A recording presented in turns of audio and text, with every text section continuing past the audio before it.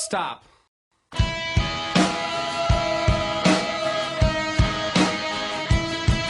With your feet on the air, your head on the ground.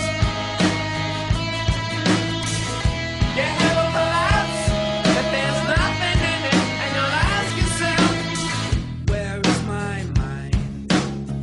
Where is my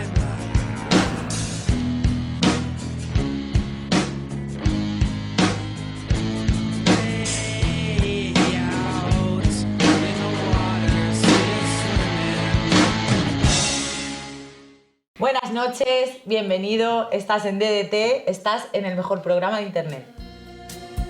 El efecto mariposa consiste en que una secuencia de hechos aparentemente desencadenados entre sí acaban por tener unas consecuencias completamente impredecibles. El ministerio de Fernando Grande Marlaska es la consecuencia impredecible del efecto gaviota, la secuencia de hechos que se originaron cuando el pajarraco del PP batió sus alas en 2013 e impuso al hoy ministro en la aristocracia judicial. En lo que hace a mi personalísima opinión, considero que el señor Marlaska está en consonancia con lo que cabía esperar de su aspecto. Sus respuestas son estrechas como sus trajes y siempre consecuentes con un temperamento más apropiado de la Terremoto que de alguien que fue elegido por Ruiz Gallardón y Mariano Rajoy para vocal del Consejo General del Poder Judicial. Como juez dicen que fue bueno, aunque no sé, contaba con el aplauso de los Jiménez Los Santos de turno, lo cual es un juicio sospechoso de engaño. Como orador, en la comparación con lo malísimos que son todos los de la bancada azul, puede resultar regular, pero es pésimo. Da una de cal y tres de arena. En muchas ocasiones, cuando responde una interpelación, es el dormitorio de una quinceañera, con un sinfín de pulseritas, bisutería, chuches y su póster de Diana Grande Marlaska. Allí hay gazpacho de Mercadona. No da ni para salir del paso. Es un producto hecho a granel.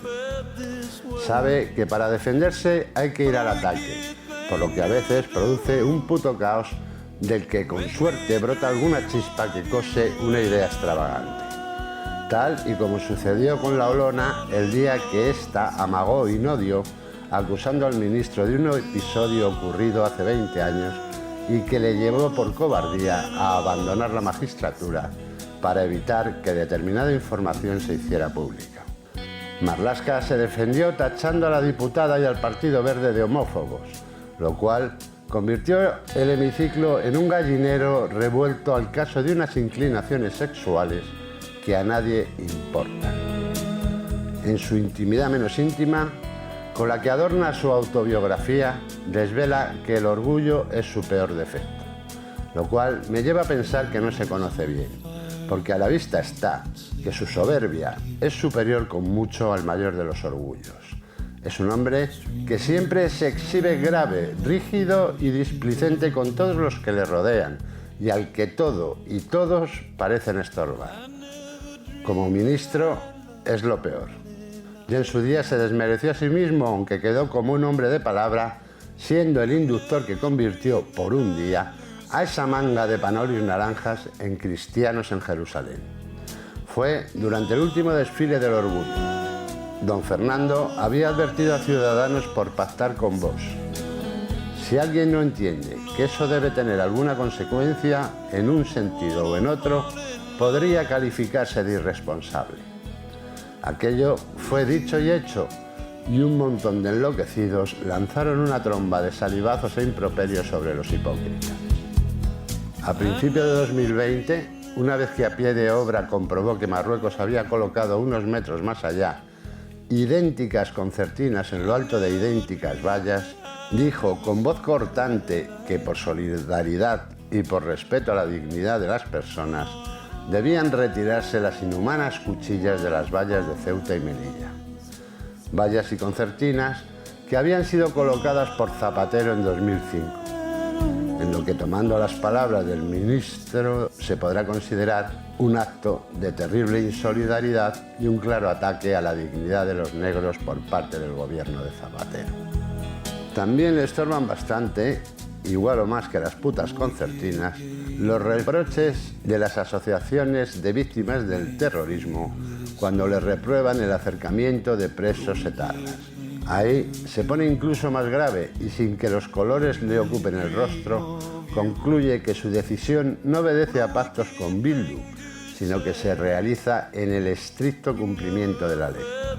Pero lo peor de su gestión ha sido la aplicación a destajo de la llamada Ley Mordaza, aprobada por el PP en 2015 y que él prometió derogar en la campaña electoral de 2019. El saldo de su aplicación compulsiva ronda el 1.300.000 sanciones, la inmensa mayoría sin prosperar. Claro, que también justifica utilizar la Ley Mordaza porque se realiza en el estricto cumplimiento de una ley en vigor. Nadie sabe cómo está ahora a quien siempre se le tuvo por hombre independiente y de prestigio. Quizá ande trotando sobre la cinta que se regaló con nuestro dinero, mientras esa honradez que obligaría a su dimisión inmediata ha podido desfallecer en una maratón casera por el desgaste que supone haber desvirtuado su cargo al no haberse desenvuelto con la justicia exigida en el cumplimiento del deber cuando, según la Audiencia Nacional, cesó al coronel de Picoletos, Pérez de los Cobos, por negarse a informar sobre la investigación abierta del 8M.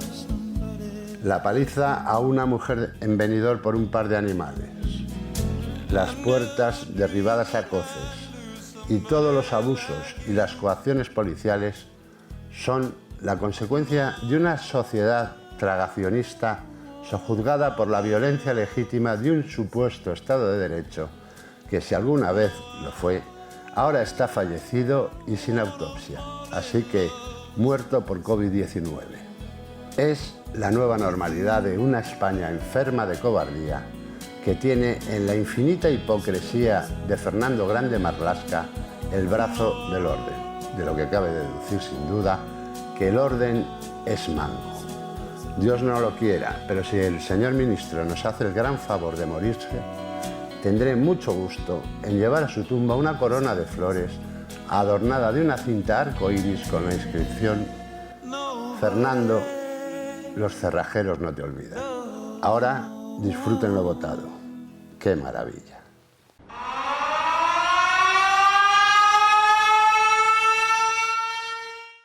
Bueno, Rebeca. Bueno, Coto. ¿Qué tal? Bien. ¿Y la Semana Santa? ¿Cómo ha transcurrido tu Semana Santa? Semana Santa muy tranquila, muy santa. ¿Ha habido torrijas? No, ¿De comer no ha habido torrijas? no ha habido, no me gustan. ¿Y de las otras torrijas te has agarrado alguna torrijita? No, tampoco. Tampoco no bebes, ¿no?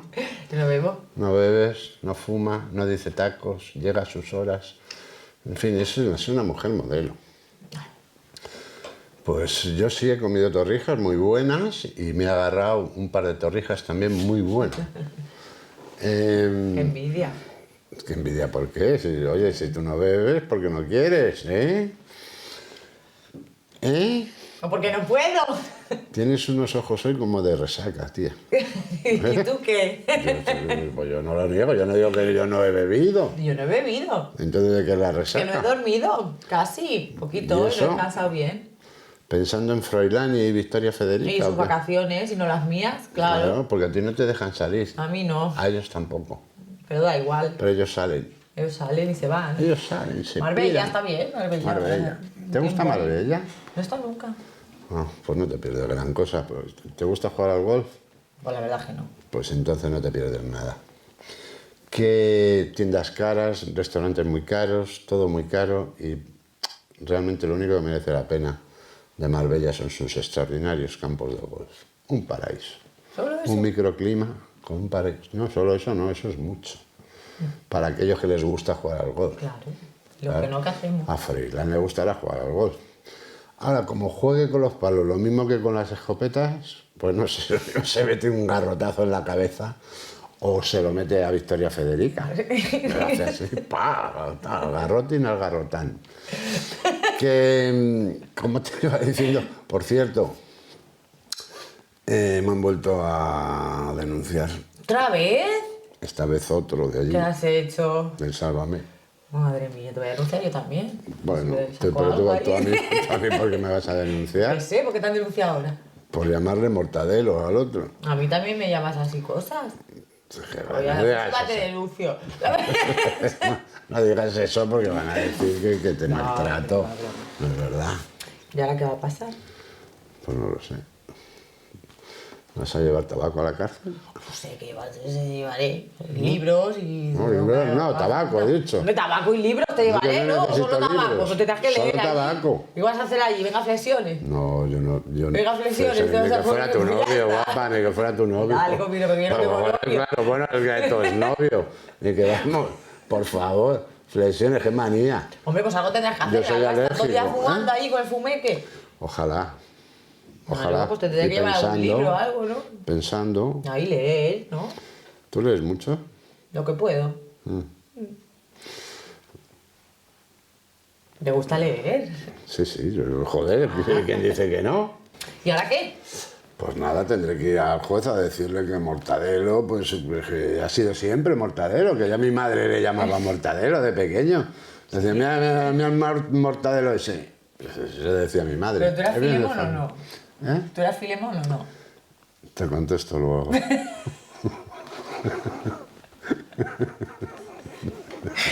Ay. Bueno, pues entonces, Victoria Federica y Froilán que se han saltado las normas, ¿no? Que no van con ellos, ¿eh? Sin embargo, la gente humilde como el Tigre, pues no pudo ver a su hijo en diciembre, en Navidad, después de haberle comprado el billete, no ha podido verlo en Semana Santa, pero claro, el Tigre no pertenece a la familia real. Claro, ni yo tampoco. Tú sí, tú eres princesa. Sí. Tú perteneces a la familia real del barrio del Cristo. ¿Y tú no? Yo no. Tú también pertenecerás a la No, no, yo soy familia real de aristócrata. Mortadelo. No, yo ¿Hombre? soy aristócrata. Pero eso es otra cosa. Yo soy el marqués de Sonora. Sí. ¿Te ríes? ¿No te lo crees? No, Pues sí, lo que pasa es que he renunciado a ese título porque no me gusta. no te venía bien. No, porque suena más Sonora, el desierto de Sonora, no tiene mucho sentido. Escucha, que otro de la familia real, pero en este caso de la familia real belga, también se ha saltado las normas. ¿Le han multado a él? ¿Le han multado a él con cuánto? 1.400.000, ¿no era? No, ¿Cuánto era? con 1.400. 1.400.000. 3 millones, eso es lo que tú quisieras. pillar. Eso es lo que tú quisieras pillar. 1.400.000. Uy, 1.400 también. ¿Ah? ¿1.400 también? ¿Ha sido 1.400? Madre mía, yo no los he visto juntos. Yo no veo 1.400 pavos juntos desde hace por lo menos Un par de años. Yo por lo menos un par de años. un par de años que no veo 1.400 pavos. Madre mía, cómo está el patio. Sí. Vamos a ver. Porque lo mismo tienes razón tú. A ver si... Es que, mira, como tengo razón, es que doy un guantazo con uno que se... Oye, escucha, 1.400.000 no, pero 4 son los que han ido a ver a Pablo Iglesias a Parla, que es el pueblo del Tigre, por cierto. Pero escúchale, lo que te he mandado a ver cuántas... No, es que me han mandado muchos casos de maltratos de hombres y tal, y a mí eso no me interesa, porque eso ya lo sabemos todos. Que hay muchos hombres maltratados y que sin embargo, pues no pasa nada. Y 4 los que han ido No a ver a les, no les pagan lo que a Rocito. Por cierto, ¿qué te parece que las mascarillas sean obligatorias en la playa? Me parece fatal. Se te va a quedar marca, ¿no? Se me va a quedar, me voy a poner una entera para que no se me quede. O la funda a la almohada, sábana. la funda a la almohada. Te la metes, te encapuchas. Claro. Como ahora ha Al sido revés, la me pongo Semana la capucha Santa. al revés, en vez de así, Escucha, me la pongo así. como ha sido la Semana Santa y van con las Claro, capuchas y así no esas. se me queda marca. ¿Eh? Lo importante es que no quede marca. Eso es lo importante. Por cierto, ¿cómo tomas el sol? Boca arriba y boca abajo. Boca arriba y boca abajo, pero haces topless o no. Sí, claro. Sí. Ah, no sé, joder. Pues estamos hablando que Hay no mucha tiene gente marca. que no, hay mucha gente que no lo hace. O yo sí. Ah, bueno, vale, coño, pues yo. ¿Tú lo haces? Topless. Qué graciosa es, ¿eh? Pero qué ¿Vas a leer la graciosa es. multa ya o no? No, es que estoy viendo que la justicia belga obliga al gobierno a retirar todas las medidas anti-COVID. Sí. Pues a ver si aprende la justicia española Y también lo hace, No ¿no? les van a dejar porque van a sacar una ley. Porque es una cosa de locos esto, ¿eh? No les van a dejar. Tú aquí me tienes todo esto de los hombres, pero yo no sé, las mascarillas. Por cierto, el gobierno de Florida prohíbe los pasaportes de vacunación. Me parece muy bien. ¿Eh? Ahí en Miami, pues todo sin pasaporte COVID, que es como vamos a acabar al final todos. En España dice Pedro Sánchez que impondrán el pasaporte en el mes de junio. Eso dice, preparando el verano quizá. O sea, por si está jodido el turismo, a ver si lo jodemos más, ¿no? Que viajen los vacunados. Una maravilla. Bueno, que dice que el 70% de la población estará vacunada. Según, bueno, pues va cumpliendo sus previsiones, es posible que ni el 7%. Pero esto es así. Y no, esto, mira, 10.400 pavos le han metido. Vale, pues ni para ti ni Al para mí. príncipe Joaquín, que por cierto, tiene cara como de incompleto. Como de falto, ¿no? Un poquito, sí. Es como si a Dios se le hubiera acabado, se hubiera terminado su obra antes de tiempo. Mira, qué color de piel morena, ¿eh? Uy, qué horror. Claro, es que se salta el confinamiento para irse a tomar el Para que sol. un rayo de sol. Para irse a tomar el sol. Es pelirrojo también, como Harry. ¿Qué tendrá la realeza que les están saliendo pelirrojos últimamente? No lo sé. ¿Con quién se estarán mezclando? ¿Eh? Con gente roja. Con gente roja, con los rojos. Es que vienen los rojos. Vaya uñas más largas llevas, tía. ¿Qué pasa? Con eso no puedes tocar. No, ninguna. ¿Pero puedo tocar la guitarra? Si quisiera tener las uñas largas, yo creo que las tendría, vamos. ¿Eh? Claro que puedo tocar la guitarra. Sí, ¿Vas a decir eso? ¿Cuándo vamos a ir a tocar la guitarra? Cuando quieras. ¿Cuándo vamos? ¿Vamos la semana que viene? ¿Vamos? Bien. Escucha, otra cosa. Yo te quería enseñar un vídeo que nos ha mandado un amigo de unos americanos en Colombia. Adelante, Amanda. It's just going to be one whole video that's going to get sent to all of us. Go. All right, now rack it up. You have a card? Who's got a card? You got a card? Anyone got a You card? said you brought your fucking wallet, Steffi. I did, but fucking... You're a dumb cunt, bro. You going to rack Dom or not? No. All right, go. Sweet. Stefan's running, yeah? Oh, sweet. Watch this. Everybody watching?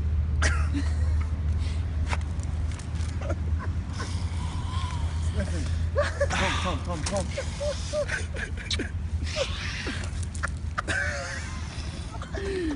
I'll get the rest. ¿Qué te parecen los gringos? Parece que han ido a limpiar la lápida, ¿no? Pero vamos, yo creo que las A rayas lavarle que la se ponen, cara. yo no es por nada, pero un gramo a esto les dura un año, ¿eh? Pero digo, dos. Porque no veas qué rayas, ¿eh?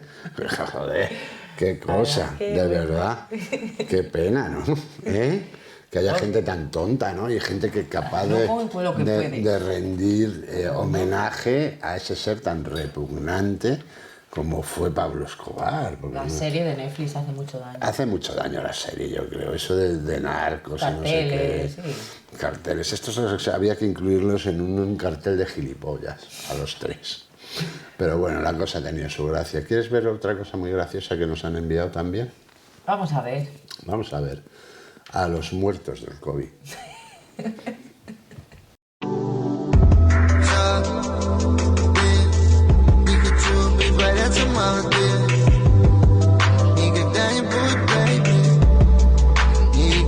Ese sería el Tendría que estar camión, ese fumando, vas ¿eh? El camión, Pero no ese te da ese vergüenza serías tú. tratar así a un amigo como yo, ¿eh? No, pero ese serías tú fumando. Hombre, por supuesto, porque yo no me prestaría a eso. Igual han engañado. Sí. Sí. Lo mismo le han engañado a ese y, ¿sabes? Y a los que lo ven, Eso seguro. ¿sabes? A ese y a un montón más. Lo mismo, pero bueno. Otra cosa, mariposa. ¿Sabes que siempre nos dan 6 dislikes en este caso en el YouTube? ¿Eh? ¿No te mosquea que siempre sean 6? Porque Hombre, además... mejor que 7, ¿no? No, ya puesto, a mí me gustaría que fueran más, porque parece que es que de alguna forma controlamos esa mierda y no lo controlamos en absoluto, ¿no? pero me gustaría que fueran más porque la proporción no está bien, es decir, estamos prácticamente de 100 a 1, ¿no? 100 a favor, 1 en contra, ¿no? Entonces yo creo que la proporción debería ser de 300 a favor, 1 en contra. Así que, por favor, si estáis viendo, apretar el pulgar hacia arriba, que no es tan difícil. ¿Eh? ¿No te parece? Me parece que sí. Coño, ya que os dedicamos nuestro tiempo, la belleza de la princesa del Cristo y estas cosas, pues coño, no cuesta tanto. ¿Eh? Yo le voy a dar así. A ver. ¿Tú le vas a dar así? ¿Sí? ¿Sí? No sabes No, dónde será. claro.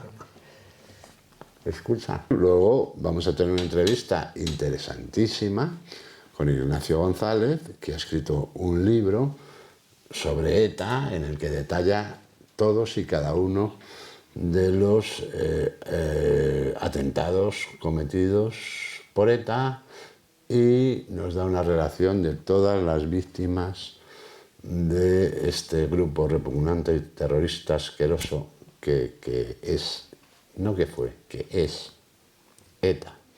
Aparte de eso tenemos que acabar tenemos la segunda entrega de la entrevista con Melchor Miralles.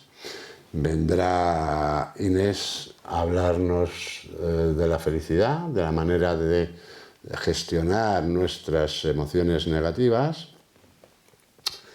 Y, por supuesto, tendremos otra entrega de la quinta efusión del señor Tigre, esta vez como marinero del gran Magallanes. Bueno, pues esto es lo que tenemos para hoy. Sí.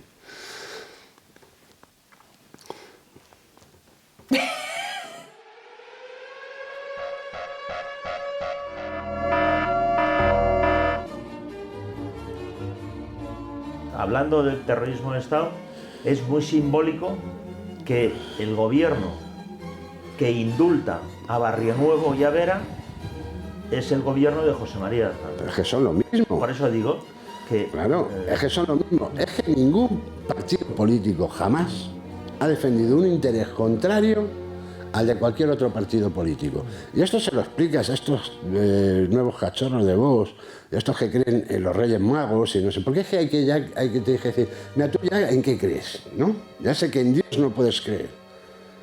Pero, ¿qué crees? ¿En los Reyes Magos? ¿En Papá Noel? Que viene aquí un profesional, te forma un partido financiado por el anglosionismo y tú te crees que te van a defender a ti, ¿de qué? Claro, pero ¿de qué te van a defender, Gili? Bueno, pues no, pues la gente se ofende. Tú se lo dices, ostras, la gente se ofende y dices, joder, puta es la disidencia controlada. O eso me gusta mucho eso de la disidencia controlada. Pero es alucinante, ¿no? Pero todo esto ha sido un proceso absolutamente de prostitución intelectual, de prostitución moral, todo ha sido un asco. Es decir, yo recuerdo comentarios de tu exdirector, Pedro J., que jugaba al pádel. Creo que encima del mundo había unas canchas de pádel. Sí, la Basota era así. Estaba allí Teresa, una amiga mía, que era amiga suya, y jugaban al pádel todas las mañanas, y jugaba al pádel con Aznar, y tenía amistad con Aznar. Es decir, ¿cómo se puede ser el presidente de uno de los medios, o del medio, quizá en ese momento más importante de la prensa española, ¿no? Y tener amistad con un político, con el presidente del gobierno?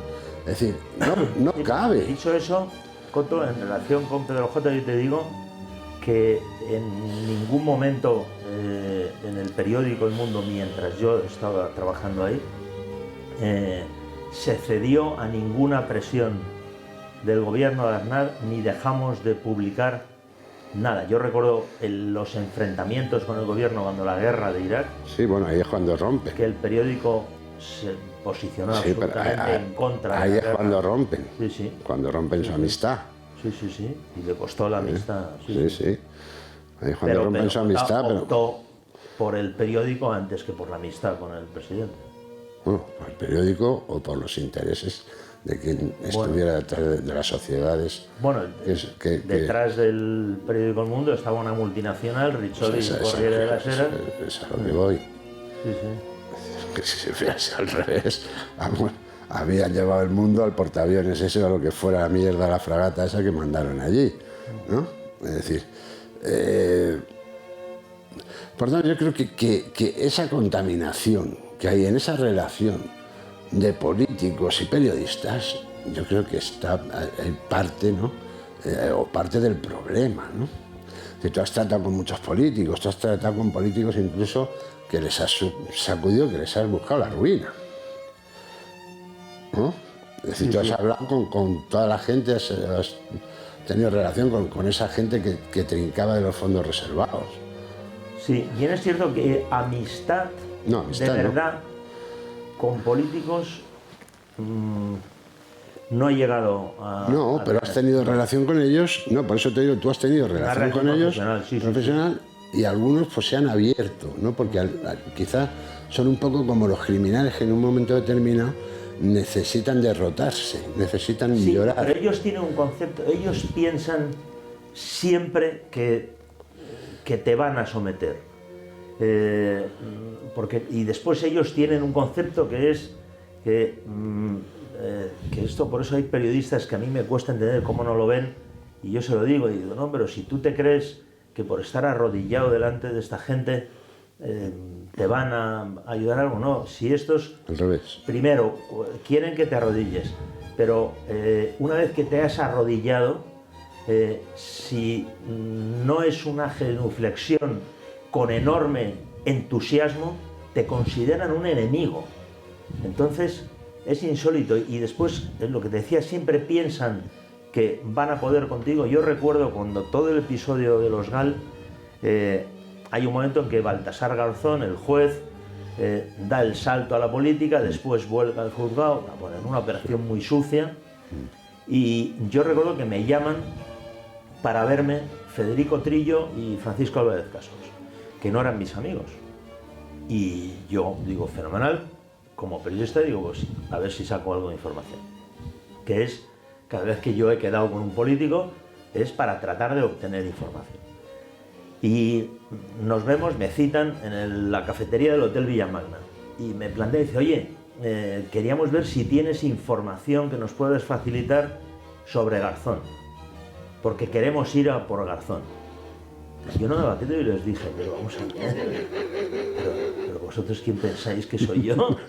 Porque como yo había publicado muchas cosas de Garzón, de su paso al Partido Socialista y tal, como diciendo, ¿tienes mierda de Garzón? Pues sí. Y digo, pero vamos a ver, y dije, primero no la tengo, y segundo, si la tuviera, tampoco te la iba a dar. no te la iba a dar, digo, gilipollas. En todo caso te enterarías por el periódico, yo lo que tenga de Garzón lo vas a poder leer en el periódico.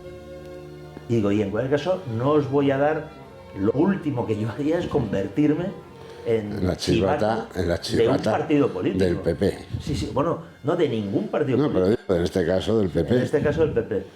Pero entonces dices, ¿pero cómo es posible? Porque yo pensaba, si han hecho esto... ¿Qué no lo han hecho? Porque, no, y porque hay otros, claro, están acostumbrados, porque hay otros que lo llaman y le dicen, oye, dame información de este, dame información del otro, dame información... Ni siquiera manejan lo que son las cloacas del Estado. No. ¿Cómo definirías tú el papel de las cloacas del Estado en una sociedad como esta? En una sociedad que debería ser una sociedad sana, limpia. Bueno, solo la mera existencia de lo que conocemos como las cloacas del Estado es lamentable. Y no es verdad, como dijo Felipe González, que fue el primero que empleó el término, que la democracia se defiende también en las cloacas. En las cloacas no se defiende nada. Y un Estado no debe tener... bueno, en Italia lo había defendido la mafia, quizás lo decía por eso. Sí, bueno,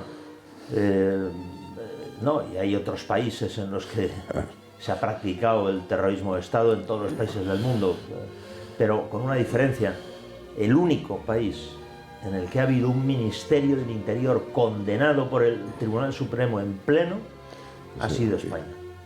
Y a mí me parece que tiene un punto entre comillas, de dignidad si un gobierno actúa de esa forma, pero lo dice. Sí. Léase la señora Margaret Thatcher o léase el señor Obama, que convoca a los medios de A comunicación. cualquier cosa le llamas tu señor. Bueno, Sí. y que se retransmite en directo cómo decide el señor Obama asesinar a Osama Bin Laden. Bueno, es que yo no me creo que haya asesinado a Osama Bin Laden, pero aparte de eso, Bueno, pero al menos eso hubo un hacer teatillo, paripé, ¿no? hacer paripé. De que así ha sido. Aparte de eso, yo creo que, de todas formas, las cloacas del Estado en España están en consonancia con el gobierno que las maneja, ¿no? Es decir, no se puede ser más chapucero. Sí, todo lo que se ha ido conociendo de las cloacas, entre otras cosas que todas han tenido vasos comunicantes de un gobierno a otro. O sea, Claro. que pasaba el caso de Villarejo, Claro, de es uno a un otro. ejemplo. Sí, sí. O sea, Trabajó para quien haga falta. para quien haga falta. Trabajó para el Partido Socialista, trabajó para el Partido Popular, los gobiernos de interior del Partido Socialista Y para Podemos, incluso. también. O sea que a este señor, este tipo de gentuza, le es igual. Sí. Les importa la pasta y... Que el yerno de Villarmir, que... No, y después es terrorífico la sensación de impunidad con la que trabaja. Porque, por ejemplo, en el caso Gal, yo siempre digo, yo no soy el más listo, ni el más alto, ni el más guapo de la clase, ni soy James Bond. Pero una clave de la investigación de los Gal para identificar a José Amedo y Michel Domínguez, que son los que se comieron toda la mierda, 7 años y medio en la cárcel, no como Barrionuevo y Vera, que estuvieron 3 días, y como González, que ni la pisó. Estos señores, se abre un sumario en Portugal porque hay unos mercenarios portugueses y tal. Y los mercenarios portugueses dicen, a mí nos han reclutado un tal Ricardo y un tal Eduardo. Hacen una descripción física y explican. Primero nos citaron en su hotel, estaban en el Hotel Ritz y tal. Bueno, cuando yo veo esa información, me voy al Hotel Ritz de Lisboa. Y me hospedo en el Hotel Ritz y por la noche, a las 2 de la mañana, al tipo de recepción le doy Muchos escudos. 5.000 pesetas o lo que Escudos. fuera, y entonces le cuento una película y mira que hay un cantante español que se ha registrado en este hotel con una identidad que no era la suya, tal, trabajo por una revista El Corazón, y entonces en aquella época no había ordenadores. Amedo y Domínguez. Y empezamos a... No, ya verás. Empezamos a mirar todas las fechas que dieron los mercenarios, Las a ver fechas. los españoles que se habían hospedado. Y solo salían 2. Y entonces eran Amedo y Domínguez.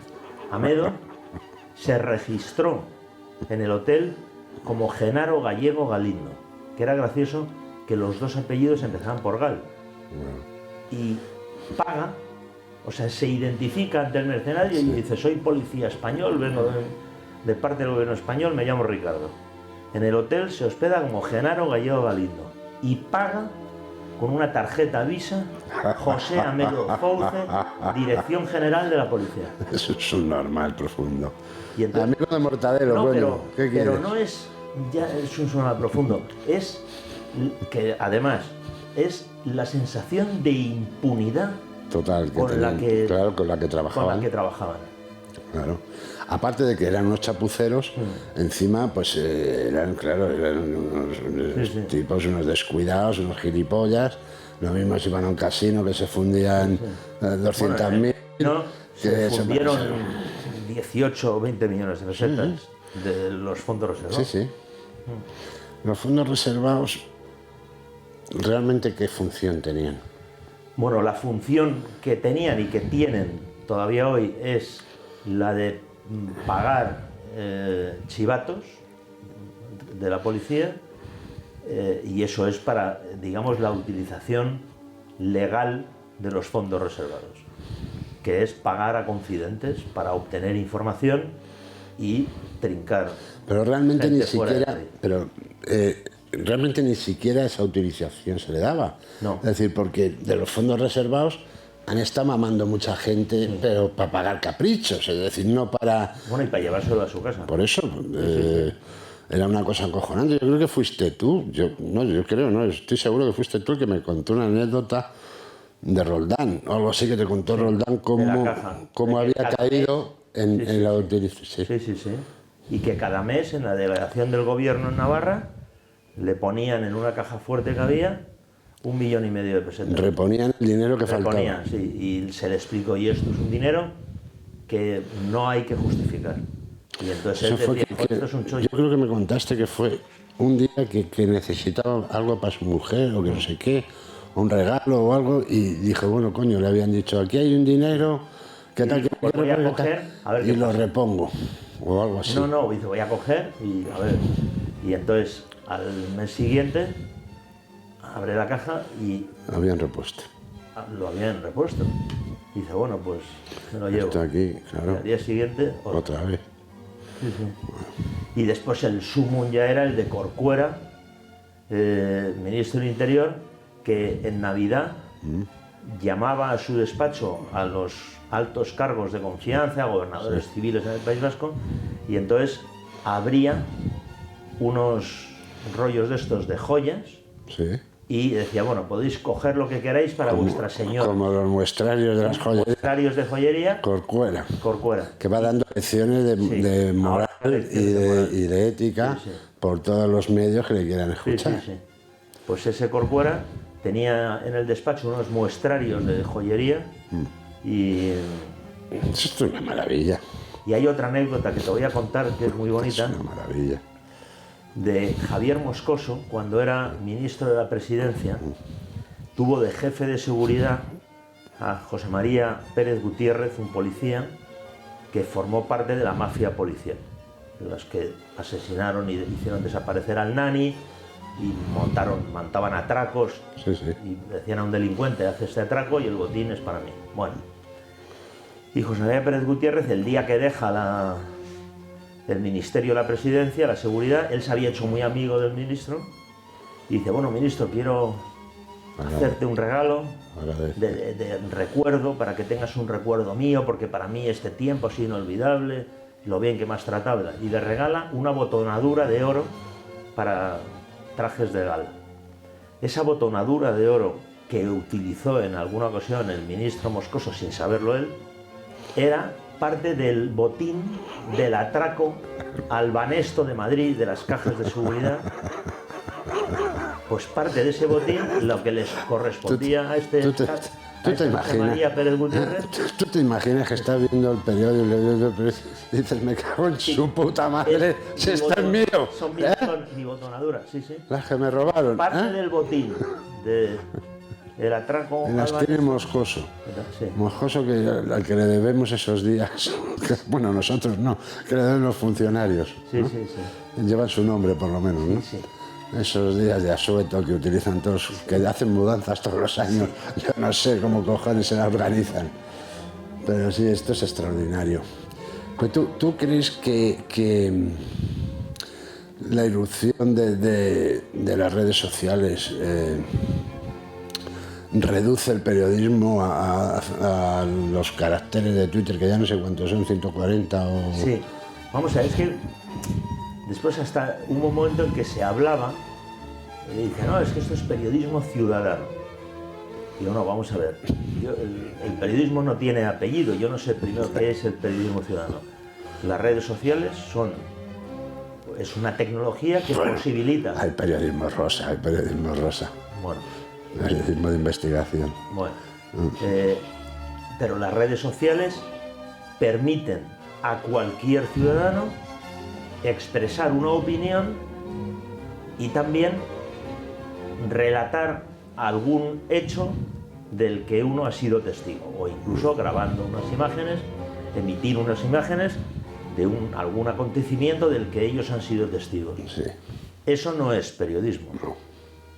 Eso es dar testimonio de algo. De algo. Eso Ya no está. es- No hay más allá. No hay más allá. No Es hay acojonante. contextualización, La verdad es que como se me no hay- dice exacto. que eres arquitecto porque coges dos cajas en un supermercado y colocas una encima de otra. Mire usted, aquí Eso no tiene es su periodismo. vivienda.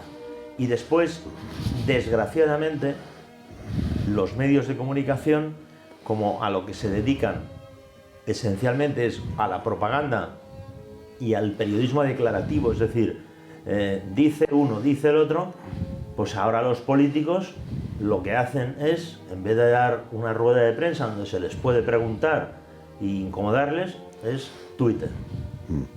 Y utilizan Twitter como... como la paloma mensajera. Como paloma mensajera, y los medios de comunicación constantemente están felices. Dicen, no, hay un Twitter de Pablo Iglesias, hay un Twitter de Rajoy, hay un Twitter no sé qué. Dice, hombre, un periodista debe ir más allá de eso, ¿no? Es imposible ganar unas elecciones o aspirar siquiera a ganar unas elecciones teniendo al 60% de los, o el 70% de los medios en contra. No. Yo creo que no. Que hoy en día, con las redes sociales, se podría conseguir. Bueno, Si Donald Trump, manejas- de hecho Donald Trump lo consiguió. Si manejas bien las redes sociales, aunque tengas a los medios de comunicación en contra, yo creo que podrías ganar unas elecciones. Donald Trump lo consiguió por 2 veces. Solo le reconocieron una, pero fue por 2 veces. Yo, porque a mí, yo no soy trumpista ni de lejos, ni de lejos. Ahora, entre uno y otro para mí no hay color. Es decir, yo creo que primero que Trump fue un grandísimo presidente para los Estados Unidos, en cuanto a bueno, pues, su economía, hizo auténticos milagros, le salvó de la debacle en la que se había colocado Obama, pero yo creo que cometió muchos fallos. Es decir, es importante la imagen en democracia. Absolutamente. Y después, a mí me sorprendió muchísimo, igual tú no te parece esto relevante, pero cómo entró al trapo Obama en el tema de México y el muro. Porque dices, no, pero oiga, si el muro, Los vienen construyendo. si Obama ya lo construyó. Claro, pues si lo vienen construyendo Lo viene desde construyendo. Clinton. Claro, por eso digo que desde Clinton tal, y el señor Obama, dice, ¿cómo él no utilizó eso? Y dijo, no, pues el muro, y además lo va a pagar México, no sé qué, se metió en ese lío de Sí, cómo no gratuito. utilizó Guantánamo, ¿no? Exacto. Porque ¿qué hizo Obama con Guantánamo? Claro, pero Pero- es a lo que voy. Es decir, yo tengo a Trump por un tío muy vivo.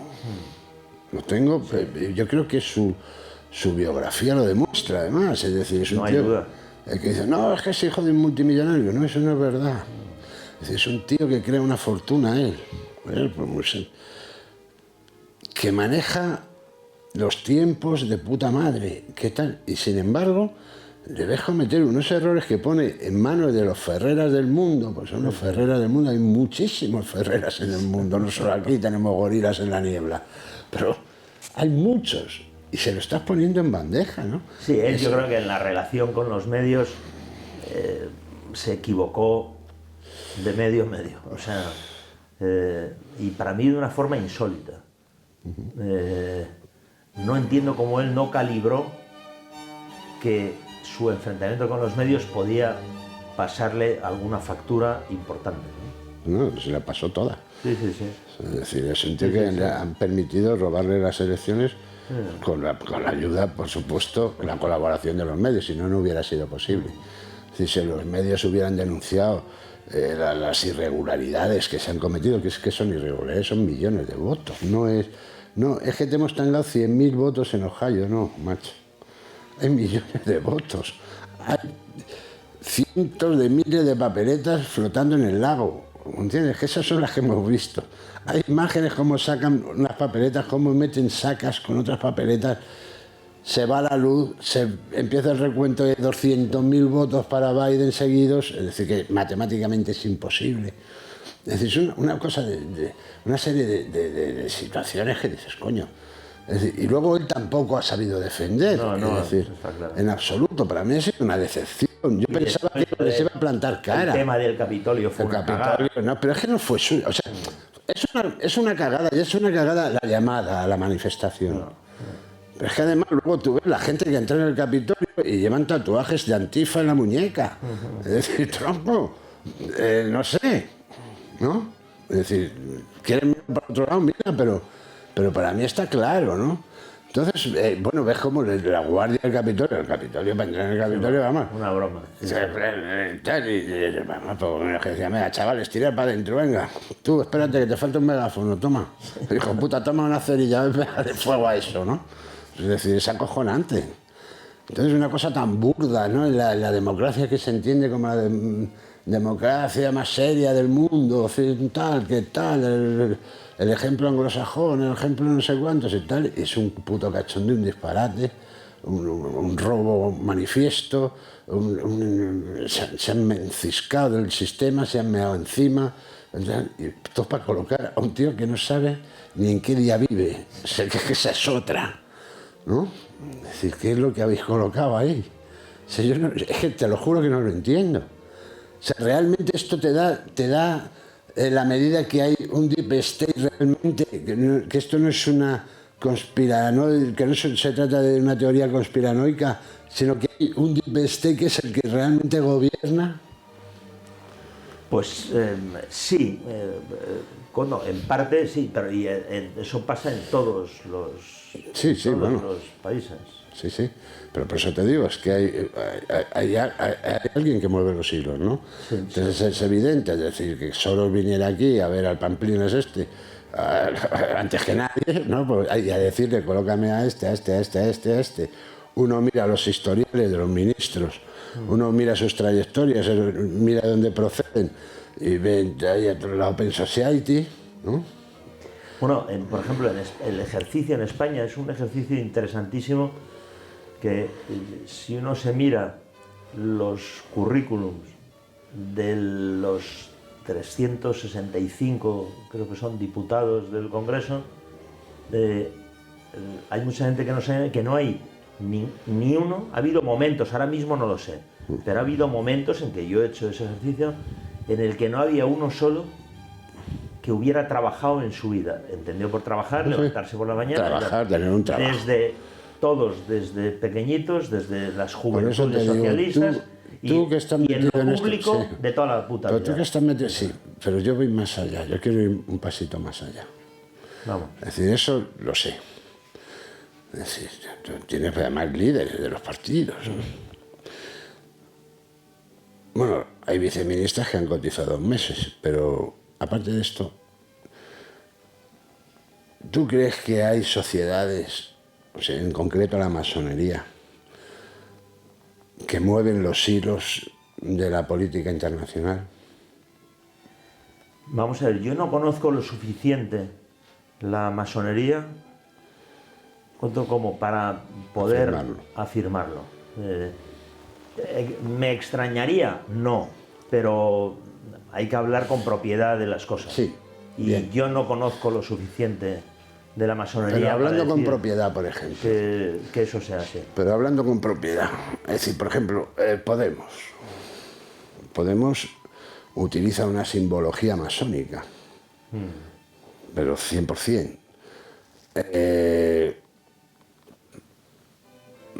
Muchos de sus dirigentes pertenecen a logias, pues ya el secretismo ese de la masonería ya no es tal. Yo creo que incluso porque ellos han decidido que fuera así, ¿no? Es decir, tienen gestos continuamente, sus formas de apretarse las manos, sus gestos con las manitas cuando hablan, su discurso. O sea, yo cuando Cayetana la limpian, lo primero que habla es de libertad, igualdad y fraternidad. Es decir, pero usted no es tonta. Es decir, yo creo que es una de las pocas mentes brillantes que había en el Parlamento, o que hay en el Parlamento, ¿no? Es decir, son una serie de guiños constantes, ¿no?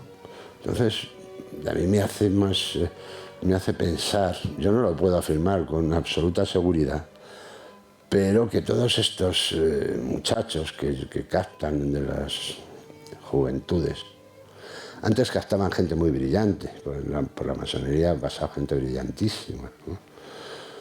Pero ahora cada vez son más tontos. Es decir, y bueno, hay ejemplos como la Colau, por ejemplo, que la Colau tiene menos recorrido que Antonio David.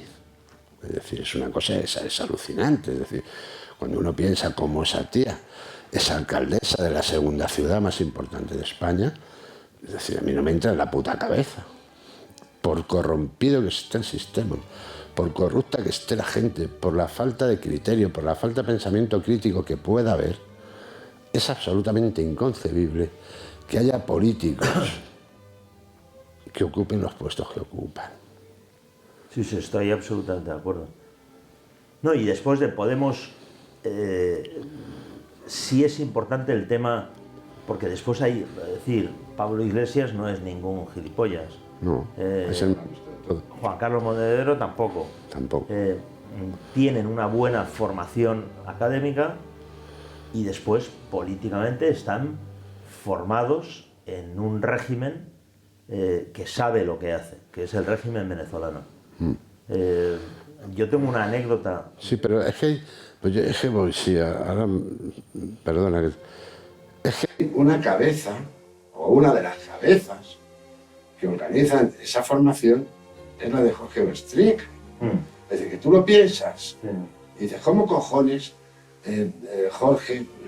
A mí me cae muy bien él, pero te lo digo, es decir, ¿cómo cojones Jorge se dedica a reclutar a la gente del 15M, a agrupar a 4 tíos bien elegidos, porque los eligen muy bien elegidos, muy bien seleccionados, y montan una formación política que, bueno, pues luego, pues porque el ser humano al final mete la pata, ¿no?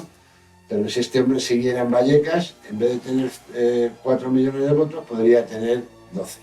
¿Me entiendes lo que te quiero decir? Pero tú sabes, el nombre de Podemos, ¿sabes de dónde viene? Viene de Venezuela. Y Podemos era un partido venezolano montado por un seguidor de Hugo Chávez y era por la democracia. Podemos. Sí. Y ese partido político le fue expropiado a este buen hombre, porque después hay un momento en que adopta una posición crítica contra Chávez después de haberla apoyado y se acabó. Y le expropiaron el partido.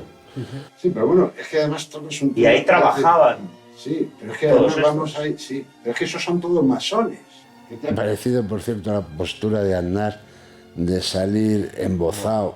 Bueno, alucinante. Bueno, bueno, ahí el tema, tú sabes lo que el debate donde estaba, en si había alguien con él. Ese era el tema. Y pues yo no creo. ¿Eh? Yo no creo. Yo creo que tampoco. Y lo terrible de lo que hemos vivido en estos días pasados con las declaraciones de Aznar, Trillo, Cospedal y compañía es que alguien pueda creerse que todos estos señores, los mencionados, que eran los que mandaban en el Partido Popular, nada. no sabían nada. Y dice, pero por favor. Yo es que lo que he visto, pero si usted y alguien que tiene una empresa, lo primero que controla es el dinero. No se entera, es un gilipollas, que se están llevando sobresueldos. Todos los mandos intermedios, porque tú no te llevas nada. Todos los mandos intermedios y tú no te enteras. Claro, y decir, no, que además es que no me interesaba, eso no era tema mío. Claro. Pero ve, por favor, ¿y su campaña electoral cómo se pagaba? No, es acojonante. Pero a mí lo que realmente me subleva es que aquí se condena por indicios racionales a su puta madre. O sea, aquí por indicios racionales te pueden caer 14 años por banda organizada, no sé cuántos, todas esas cosas que instruía Garzón, que esos sumarios que se inventaba, esas locuras que ponía allí, que cogían a uno que pasaba por allí y le caían 30 años de cárcel porque lo decía Garzón, lo instruía y le culpaba de la muerte de Jesucristo. Entonces, con esa facilidad, con esa ligereza como la justicia ha actuado, en este país sí actúa. Y actúa. Actúa. Bueno, yo tengo Y una las sentencia, prisiones yo tengo una están llenas. sentencia condenatoria que dice: la parte encargada de presentar pruebas es la parte acusatoria que no ha presentado ninguna. La Fiscalía, actuando de oficio, ha recabado información en todas las entidades españolas y europeas sin encontrar absolutamente nada. Por tanto, yo tengo que absolver y absuelvo, ¿no? Tengo que condenar y condeno a la pena de 9 meses de prisión. Yo cuando leí aquella prevaricación, aquel insulto a la inteligencia, dije, coño, qué fácil, ¿no? Es decir, pero lo voy a poner por escrito. Te voy a llamar gilipollas, te voy a decir, mira, chulo, te meto en la cárcel porque me sale de los cojones, firmado el juzgado número 8 de Málaga, porque me sale por la polla. ¿Qué coño es esto? Es decir, ¿qué coño es? ¿Qué coño es? ¿Qué pruebas se necesitaban para haber metido a Felipe González en la cárcel? ¿Se necesitaba algo? Bueno, y con el caso de Felipe González es histórico un auto de la Sala Segunda del Supremo diciendo que procesar solo, acusar a Felipe González sería estigmatizarle para toda la vida. Ah, pobrecito. Dice, y el resto de los humanos que Es son procesados y sí, encarcelados a los que se les ha jodido la vida. Pero tú lees la Constitución, Sí, ¿eh? Y dice todos los españoles igual, iguales ante menos la ley. uno, o menos Sí, o el menos- que gobierna. o menos 3, Sí. o menos 30, o menos 300, o menos 3000. Sí, e incluso, Coto, entre ellos, meten en el talego a los más tontos, Sí, ¿eh? sí, a la tripulación. a la tripulación, y los capitanes y los almirantes se van de rositas Y con honores. y con honores. Sí. Estos hijos de puta han traicionado al Sí, pueblo. sí. Es Sí, alucinante. Es increíble. Bueno, el tema de las prisiones es un tema, A mí me gusta. a mí también, y me parece muy interesante y me parece alucinante cómo a nadie le importa una mierda, le Nada. importa un carajo lo que No, la no. situación de las prisiones. Está sin cuidado. Las prisiones son un reflejo de la sociedad, está claro, ¿no? Y yo creo que esta sociedad las entienden como una especie de lazaretos, donde se mete ahí a los apestados de la COVID, esta y tal, pum, y entonces pensamos que ya la COVID, ya, y dicen, bueno, mientras estén dentro. Sí, pero también con la diferencia de que buena parte de los que entran no tienen. ¿no? Sí, no, bueno, claro. Sí. No, pero eso les chuda la polla, Les ¿no? importan huevos, Porque sí, dicen, bueno, es que van a pagar justo porque algo habrá hecho. Sí. ¿No? El ciudadano medio, ese puto anormal, que no tiene juicio crítico, que es un alienado, que es un subnormal, es el ciudadano medio, que es la inmensa mayoría de los españoles, forman parte de esa ley. Entonces, algo habrá hecho. Es inocente. Bueno, algo habrá hecho. ¿No? Es como estos que juzgan ahora el caso de Antonio de David, este gran gilipollas ese. Se puede ir a picar piedra a Somalia.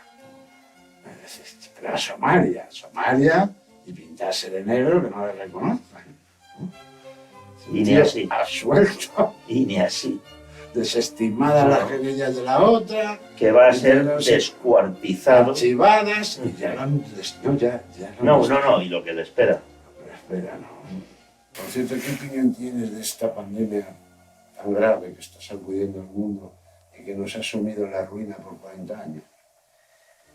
Bueno, yo creo, asisto atónito a la sumisión de la sociedad, que yo no niego que es gravísimo, que hay un virus, No, pero que hay que tomar... No puedes afirmar que Sí, es gravísimo.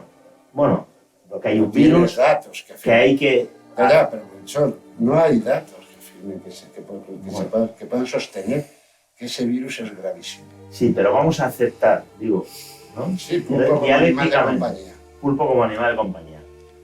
Pero cómo estamos asistiendo a que el gobierno, y esto ocurre en otros países, utiliza esto para mantenernos en una situación de inconstitucionalidad Permanente.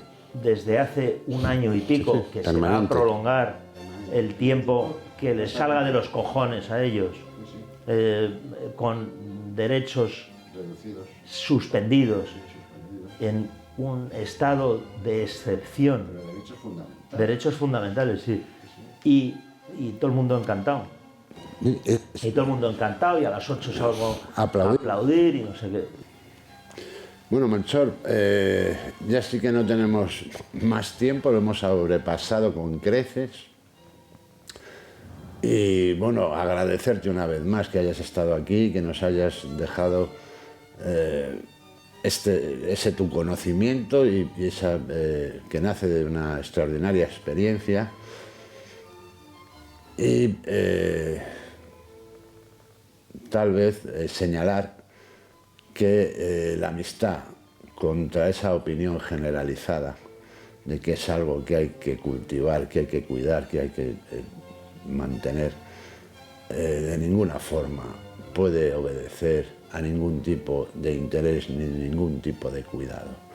Yo creo que la amistad, y en tu caso y el mío lo demuestra, obedece más a una identificación espiritual que a otra cosa. Muchas gracias y espero poder volver a presionarte y poder volver a contar con tu presencia, tanto en este programa como en el proyecto en general. Muchísimas gracias, Melchor.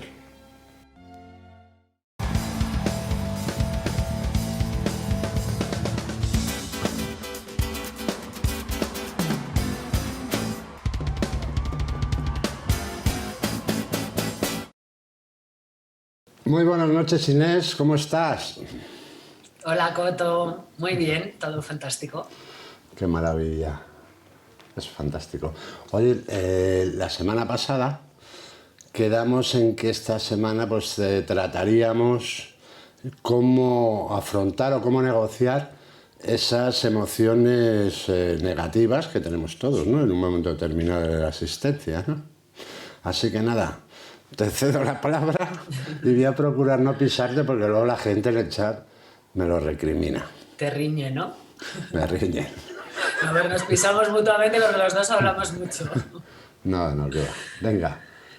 Bueno, a ver, te cuento que así las emociones negativas que más podemos conocer y que más fácil podemos identificar son el miedo, la ira, la tristeza o la ansiedad, ¿no?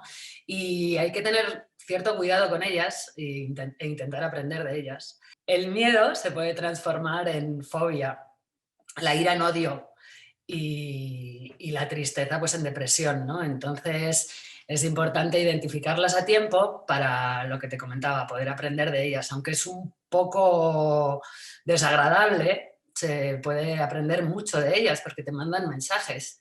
Y evidentemente pues, somos seres emocionales y seguro que recuerdas un libro que se llama Inteligencia Emocional. No, y por no lo tanto... leído, no. Yo no leo, Inés, que lo sepas. Pero sí que conoces el libro porque fue un bestseller hace muchísimos años. No me voy a poner medalla, no lo conozco. Pero bueno, ¿En serio? En serio. Bueno, pues es un conocidísimo escritor que hizo un trabajo excelente hablando de la inteligencia emocional y cómo podemos ser seres inteligentes aprendiendo de las emociones, ¿no? Hombre, yo quiero saber, fundamentalmente quería saber, porque todo ese tipo de emociones lo tenemos todos, ¿no? Lo que pasa es que, bueno, pues quizá, y a lo mejor por lo que yo he dicho en el programa, hay gente que me puede malinterpretar. Es decir, yo creo que la felicidad no puede ser esa artificialidad de mostrarse uno happy a pesar de, ¿no? Eso no, es decir, yo creo que cuando tienes una desgracia personal o sucede cualquier circunstancia absolutamente negativa, pues es lógico que surjan todos esos sentimientos negativos, ¿no? Entonces lo que yo pienso es que, lo que sé, es que esos sentimientos hay que dejarlos aflorar, que no que no es bueno, disimularlos ni ocultarlos, sino que para superarlos se hace absolutamente imprescindible dejarlos fluir. Sí, de hecho, evitarlas o rechazarlas, pues evidentemente no hace que desaparezcan, ¿no? Es más, se pueden acumular y producir muchísimo sufrimiento. Lo mejor, creo yo, es aceptar las emociones sin juzgarlas. Y además esto te ayuda en tu bienestar psicológico, por lo tanto esto sí que está unido con la felicidad. Lo que pasa que, bueno, pues tienes que ser maduro emocionalmente y aprender a gestionarlas, aunque sea un aprendizaje complejo. Pues tienes que afrontarlas, analizarlas y reflexionar sobre lo que nos quieren decir, porque como te comentaba antes, todas las emociones tienen un mensaje implícito y un dato que nos hacen crecer y aprender. Tú que eres mujer de datos, tú que eres analista de datos, podemos entender quizá las emociones como datos que conviene analizar, ¿no? Sí, los datos, muchas veces cuando hablamos de datos pensamos en números, pero para nada, los datos siempre tienen mensajes y en este caso pues el mensaje hay que aprender a interpretarlo porque eso nos va a hacer más fuertes, nos va a hacer más resilientes y como te decía, vamos a crecer, vamos a aprender y aunque sea duro, porque es duro, pues bueno, siempre en ese aprendizaje, mira, decía Buda que el dolor es inevitable, pero el sufrimiento es opcional, ¿no? Así que, aunque no es necesario estar sufriendo todo el día y nos gustaría estar siempre felices, pues lo que comentábamos, no podemos obviar esas emociones negativas y reprimirlas, ocultarlas y hacer como que no está pasando nada, porque eso no es ni valiente ni maduro.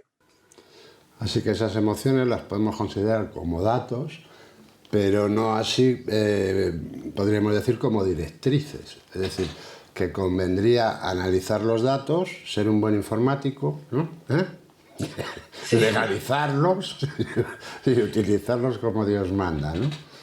Sí, bueno, es que no es lo mismo estar triste que ser triste. Que ser un triste, claro. Estar triste seguramente venga por algún tipo de situación o que te está provocando que tú no estás a gusto contigo mismo, pues precisamente pues una pérdida, pues estás triste. Pero no es culpa tuya, o sea, tienes que aprender eso, a negociar con la emoción, aprender de ella, es normal que estés triste. Lo raro es que no estuvieras triste. A leer el dato, es decir, ¿qué me está diciendo esta emoción? ¿Qué me dice esta emoción, no? Claro, puede ser, igual ¿no? no estás, la pérdida de alguien querido, pues normalmente te hace pensar en si aprovechaste el tiempo cuando estuviste con él o con ella, si fuiste buena persona con él o con ella, entonces te hace plantearte muchas cosas y por eso muchas veces estás triste porque realmente esa persona que se ha ido eres tú el que la echa de menos, pero esa persona ya no está, ya no sufre, ya no, depende cómo lo enfoques, pues puede ser Bueno, yo es que liberación. cuando veo llorar, perdona que te pise así de esta manera tan vulgar y tan asquerosa, yo cuando veo llorar a la gente en los entierros, yo realmente digo, pienso, esto es una demostración de egoísmo absoluto. Es decir, o de egoísmo o de no entender lo que es esto, ¿no? Porque es decir, ¿tú por qué estás llorando? Estás llorando por una pérdida, no estás llorando por la persona que se ha ido. Es decir, la persona que se ha ido,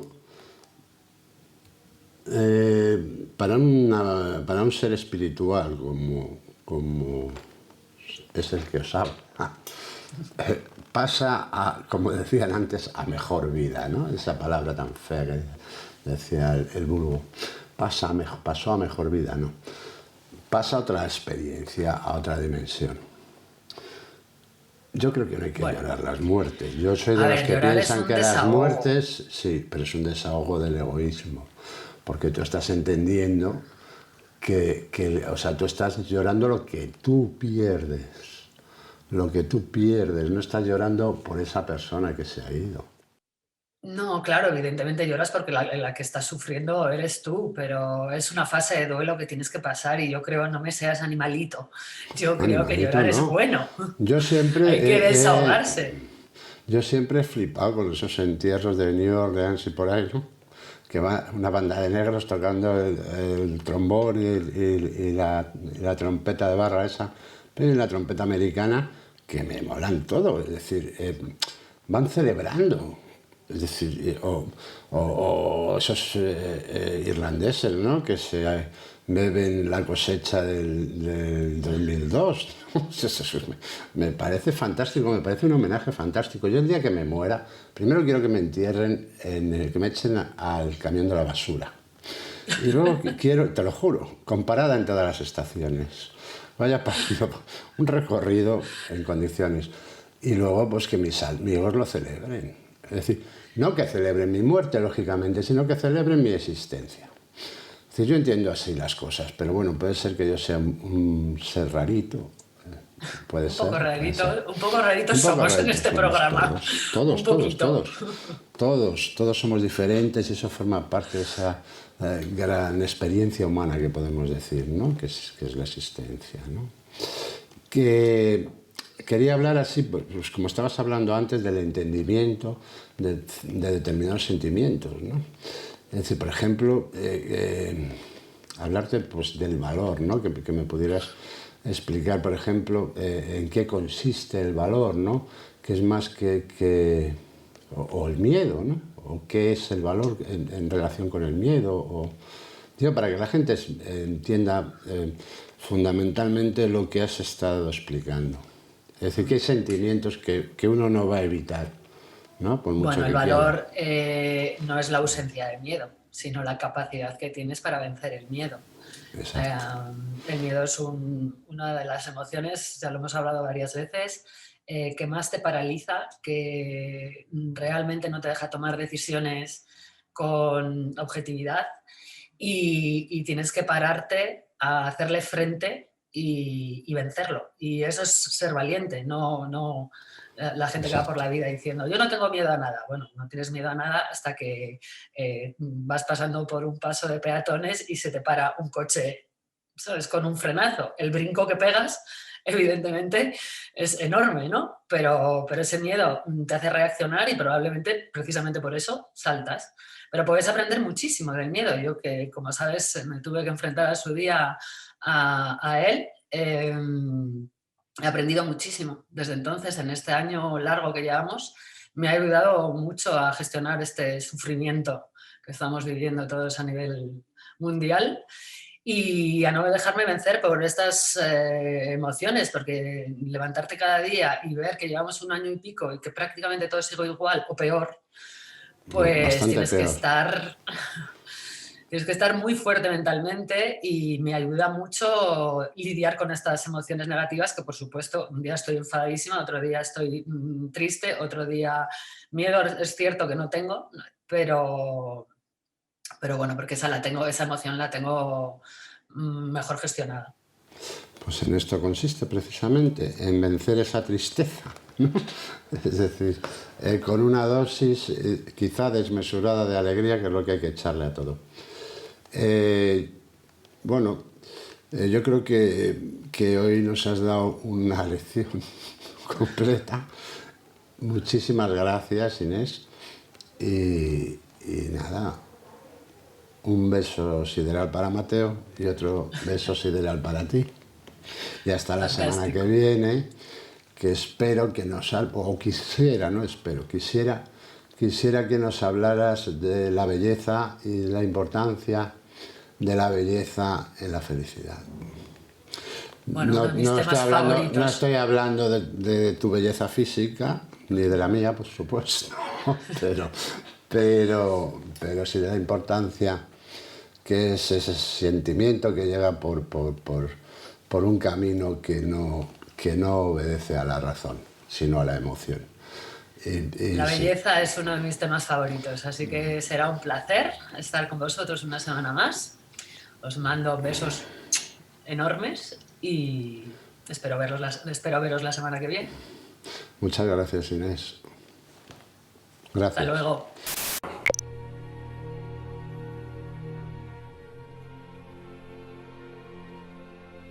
El terrorismo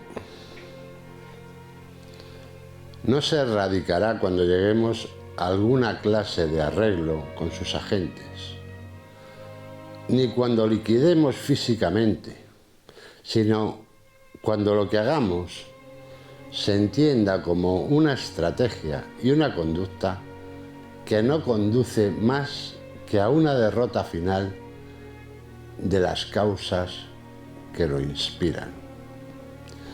Estas son palabras de Caleb Kerr, autor e historiador neoyorquino.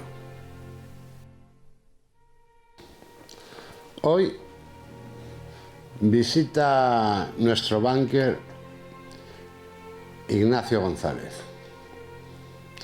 Ignacio nos presenta un libro definitivo,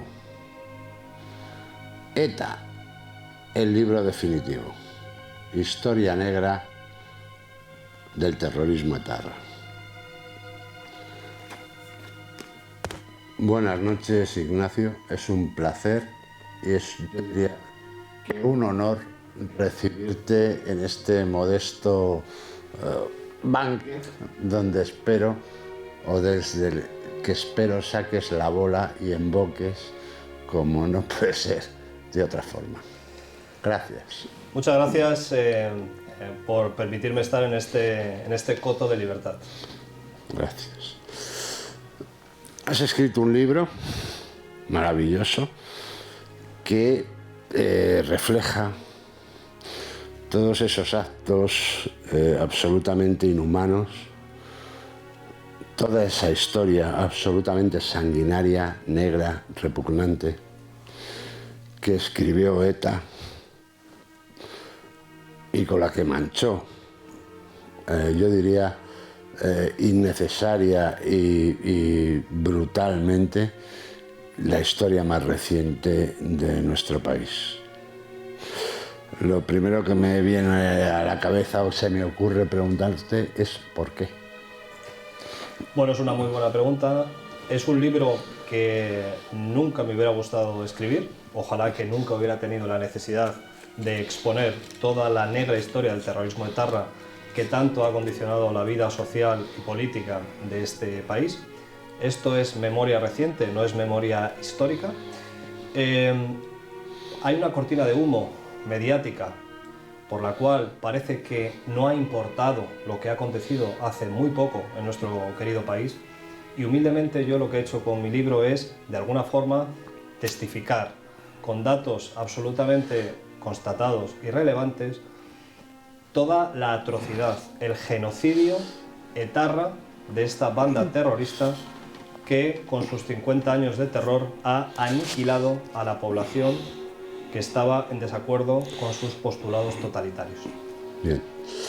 ¿De qué necesidad o de qué desviación nace el terrorismo? Digo, y concreto el terrorismo etarra, porque es decir, si nosotros hablamos del terrorismo islámico, por ejemplo, pues todos sabemos de dónde viene, ¿no?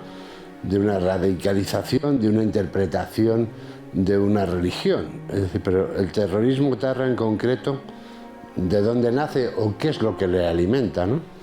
ETA nace como banda terrorista en el año 1959. Los 60, como bien sabes, Coto, es una época en la que hay muchísimas bandas terroristas de todo tipo, tanto de extrema derecha como de extrema izquierda, Baader-Meinhof, Brigadas Rojas, pues en Argelia también, hay movimientos también en Cuba, hay movimientos de revolución en muchos países, ¿no?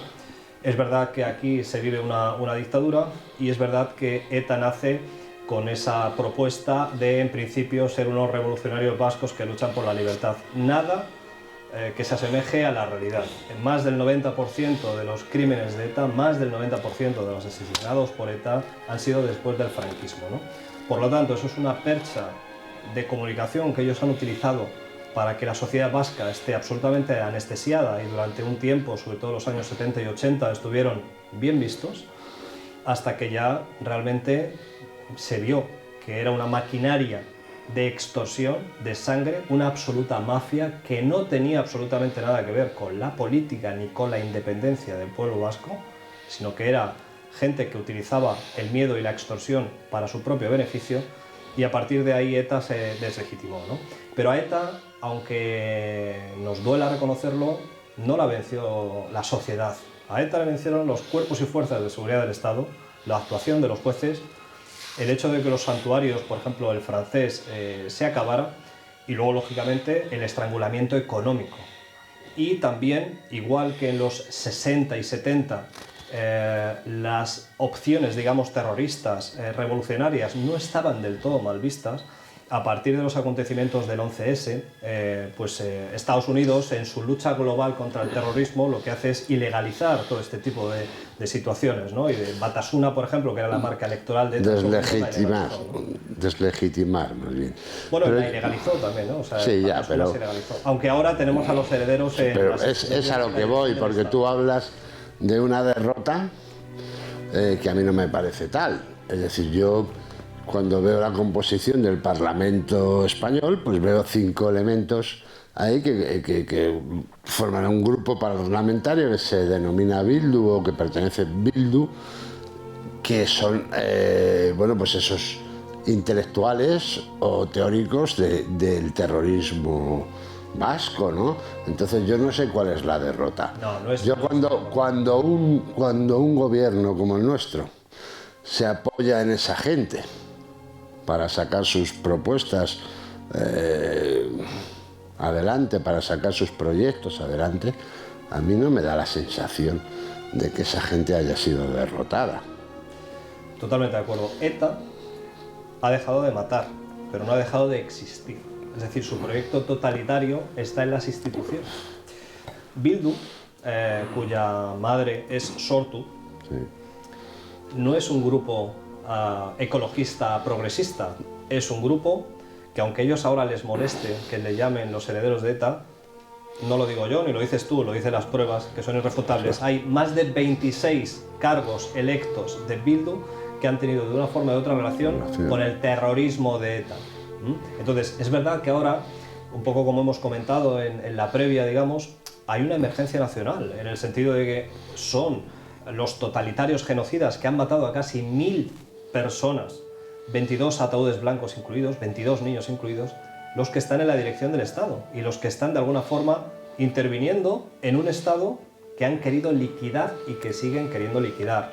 Bildu ha recibido más de 40 millones de euros. Yo ahí discrepo contigo, es decir, yo pienso que a ellos ahora mismo lo último que les interesa es liquidar el Estado. Es decir, el Estado es su fuente de financiación. Es decir, esta gente pues recibe una cantidad de millones anuales pues por estar allí posando, valga la redundancia, sus posaderas o encajando sus posaderas en esos sillones del Parlamento español y dándole a la llave sí o no. Es decir, y de vez en cuando salen a escuchar las flores que les lanzan desde Podemos y a lanzar ellos las flores o los improperios o los descalificativos que les pasan por los huevos a determinados grupos políticos. Yo a lo que voy es a qué análisis puede hacer una sociedad de este fenómeno. Es decir, pues yo no me imagino a los herederos de Brigada Rosa, de las Brigadas Rojas, en el Parlamento italiano. Yo no me imagino a los herederos de la Baader-Meinhof en el Parlamento alemán. No me los imagino. Es verdad que ETA y su proyecto totalitario quisieron aniquilar al Estado, no han podido, aun poniendo muchos muertos encima de la mesa, porque lógicamente lo que ha intentado ETA es contra más muertos mejor, contra más sangre mucho mejor. Como no han podido, en ese pulso al Estado, lo que han hecho es, bueno, vamos a interpretar la estrategia de otra forma. ¿Qué tenemos que hacer? Vamos a intentar blanquear lo que ha pasado para de alguna forma estar en las instituciones, y como ya se nos acabó la extorsión y el impuesto revolucionario y se nos acabaron las armas por la acción de los cuerpos y fuerzas de seguridad del Estado, sí, lo que han hecho es, vamos a montar otra estrategia de blanqueamiento para poder estar en las instituciones de forma, digamos, virgen y cobrar del Estado, ¿no? Sí, pero tú has dado con la clave, ¿no? Ese mantenimiento que tiene ETA durante tanto tiempo, y es una de las razones que a mí me impulsó a escribir este libro, es decir, cómo ETA continúa con ese delirio de terror durante tanto tiempo, porque grandísima parte de la sociedad vasca ha mirado hacia otro lado, porque el Partido Nacionalista Vasco le ha interesado, no lo digo yo, lo dice, o lo dijo su expresidente en su momento, Arzallus, que unos sacudían el árbol mientras que otros recogían las nueces, ¿no?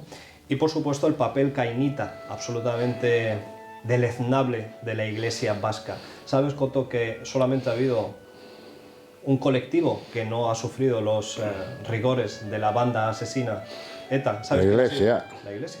Por algo Pero será. coño, joder, pues si cuando yo tenía 12 años estaba interno en un colegio de curas de Vitoria, allí iban pues los hijos de la burguesía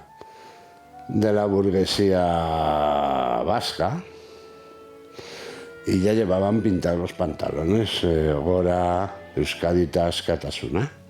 Es decir, te estoy hablando de hace 50 y tantos años.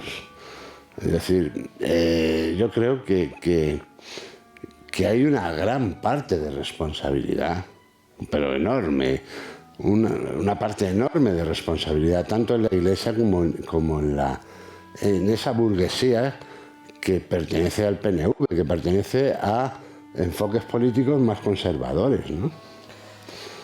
Es verdad que la historia negra del terrorismo de etarra se basa, para mí, en un resumen que es: unos señalaban, otros miraban para otro lado, unos asesinaban y muy pocos se indignaban o hacían algo, ¿no?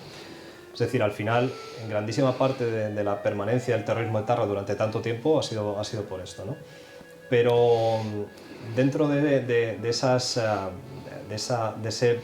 profundidad que ETA siempre ha tenido en la sociedad vasca, ha tenido una legitimación social brutal, porque en los 70, principios de los 60, cuando se origina todo el fenómeno terrorista, 70, incluso los 80, bueno, pues hay alguna anécdota que yo cuento en el libro, ¿no? ETA secuestra al cónsul de la República Federal Alemana, Eugen Weil, consigue escapar, sí, y se cobija en un bar. Entonces la señora del bar lo que hace es directamente avisar a los etarras, decir: hey, que se os ha escapado este hombre, ¿no? Es decir, esa es la legitimación social que tenía el terrorismo etarra. ETA mataba a un guardia civil y la viuda se tenía que ir incluso de Euskadi. ¿Por qué? Porque la sociedad decía: hostia, algo habrá hecho ese guardia civil. Y esta mujer estaba absolutamente señalada. Eso forma parte de lo que es el inconsciente o el subconsciente colectivo, ¿no? Es decir, hay una transmisión, ¿no?, que esta gente consigue llevar al resto de la sociedad como de legitimación de sus actos. Es decir, hay una comunión, pero yo creo que es implícita, del resto de la sociedad con el crimen. Es decir, porque lo que es indiscutible es que estamos hablando de unos criminales, de gente sanguinaria, de auténticos psicópatas. Y entonces el problema que yo me planteo es cómo una sociedad asume el crimen o autoriza moralmente el crimen, ¿no? Esto es lo que a mí me parece que es la auténtica tragedia de la existencia de esta organización. Es decir, lo que retrata una sociedad que en este caso es la vasca, que está muy centralizado en lo que es la sociedad vasca, en esa aspiración absolutamente, bueno, pues que incluso puede ser legítima, ¿no?, de independencia, pero cómo admite el camino absolutamente animal, absolutamente brutal, ¿no?, de conseguir ese objetivo, ¿no? Es decir, me parece escalofriante. Claro. Absolutamente, ¿no? De hecho, hay infinidad de historias que yo recojo en mi libro, porque yo lo que hago es un repaso de las 867 víctimas mortales de la banda terrorista ETA, incluidas también las del Hotel Corona de Aragón, que se supone que se vendió como una imprudencia churrera cuando realmente fue un atentado de ETA, reivindicado por ellos y con una sentencia judicial de por medio.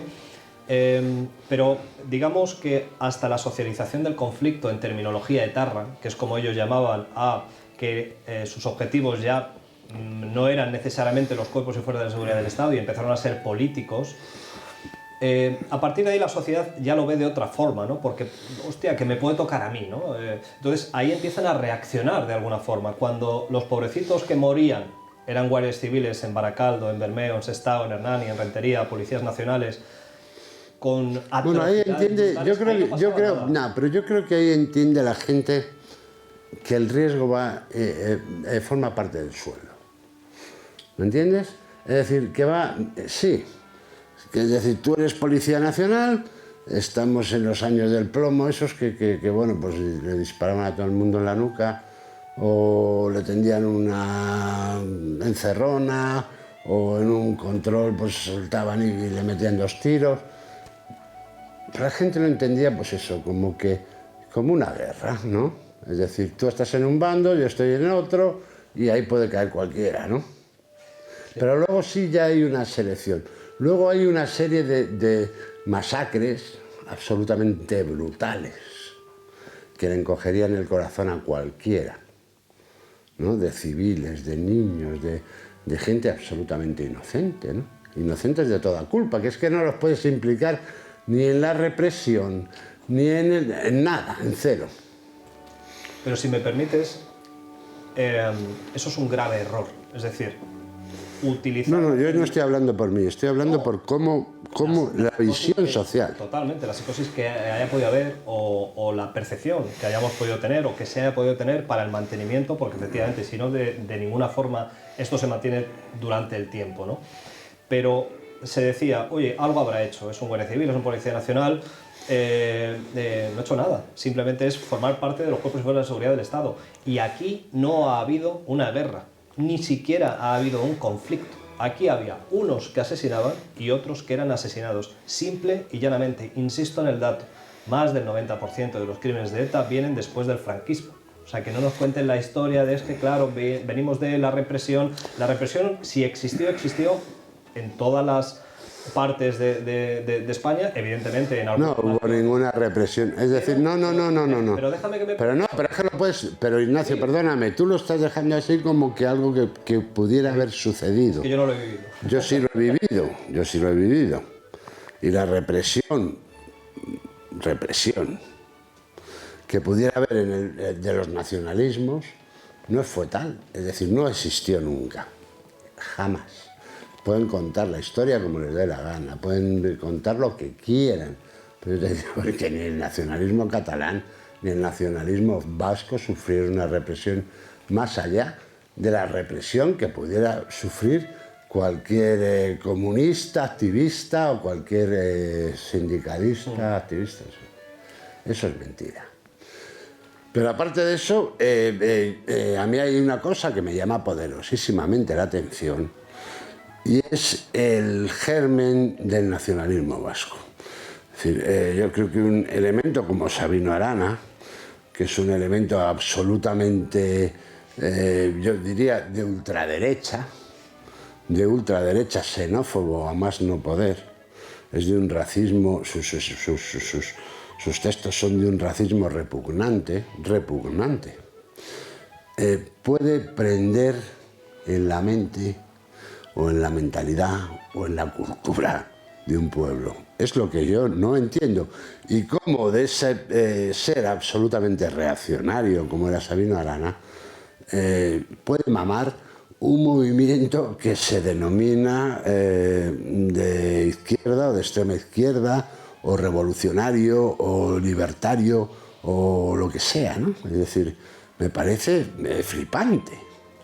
Es la anestesia que había y el relato que han querido, digamos, trasladar a la población que se lo ha querido comprar, por otro lado. Dejemos algunas cosas claras, ¿no? ETA no ha matado únicamente exclusivamente cuerpos y fuerzas de seguridad del Estado. ETA mataba porque había una red de más de 15.000 chivatos por toda Euskadi que decían a este señor. ¿Por qué? Porque era confidente, según ellos. Pues ya está. Carteros, obreros, amas de casa, señoras de la limpieza que pasaban por allí o que estaban limpiando, lo cuento en el libro, el concesionario de Renault y de repente se encuentran con una bomba.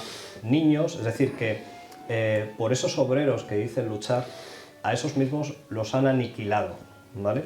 Por lo tanto, es muy fácil desmontar si puede que haya alguna idea realmente revolucionaria, una idea de independentismo, que no la hay, que no existe. Esta era una maquinaria de matar y de hacer dinero, única y exclusivamente, como cualquier organización mafiosa de las que podemos conocer, ¿no? Sí. Entonces, aquí no hay política. Y un poco al hilo de lo que tú dices, es verdad que ETA nace de una escisión del PNV. El PNV nace por el racista ultra xenófobo de Sabino Arana, que por cierto estaba a favor de la independencia de Vizcaya, porque Euskadi no ha existido nunca.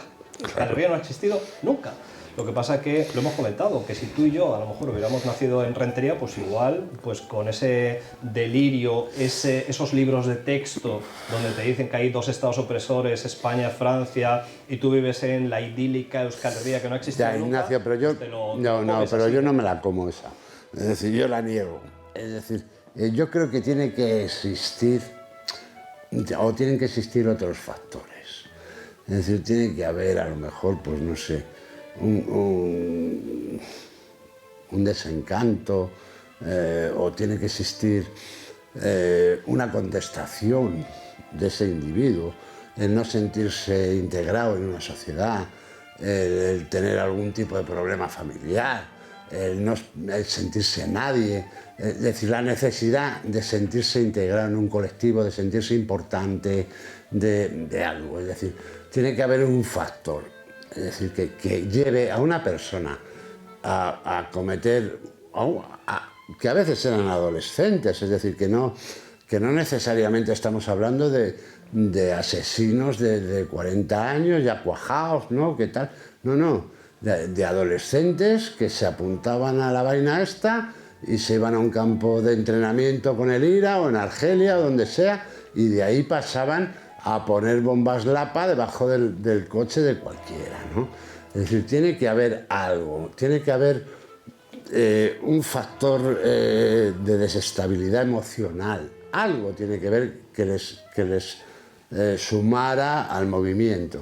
Pero tú lo has dicho y lo hemos comentado, es decir, cuando una sociedad está absolutamente anestesiada y ve que dos de los pilares básicos de esa sociedad, que es el nacionalismo y que es la Iglesia, están apoyando a esta organización terrorista, ese tipo de cuadrillas dicen, pues aquí algo habrá de bueno, ¿no? Porque si el nacionalismo vasco, en una sociedad muy clasista como la vasca, y la Iglesia están edulcorando y están blanqueando ese movimiento terrorista o esa organización revolucionaria en su delirio, pues a lo mejor esa cuadrilla dicen, hostia, pues esto a lo mejor no es tan mal, ¿no? Oye, y mi tío fue preso de ETA en su momento, oye, pues vamos a ver qué es esto, ¿no? Y es difícil entrar en ETA, pero es prácticamente imposible salir.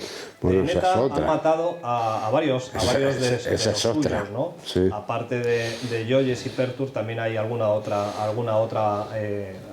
asesinado por parte de la organización No, terrorista, como buena organización mafiosa que es. Pero asesinado, y luego hay una cantidad de exiliados por el mundo que salieron huyendo del País Vasco porque, bueno, se vieron sometidos al juicio de la organización, que ni te cuento, vamos. Hay el Producto Interior Bruto del País Vasco perdió casi 20 puntos, ¿no? Y la ruina económica fue brutal, porque, como dices tú, aparte de la maquinaria de extorsión, estaba la diáspora vasca, que hubo una grandísima cantidad de ciudadanos vascos que no querían de alguna forma vivir lo que se estaba viviendo ahí, ¿no? Pero esa anestesia también, si me permite, llega, por ejemplo, a algo que es el fútbol, ¿no?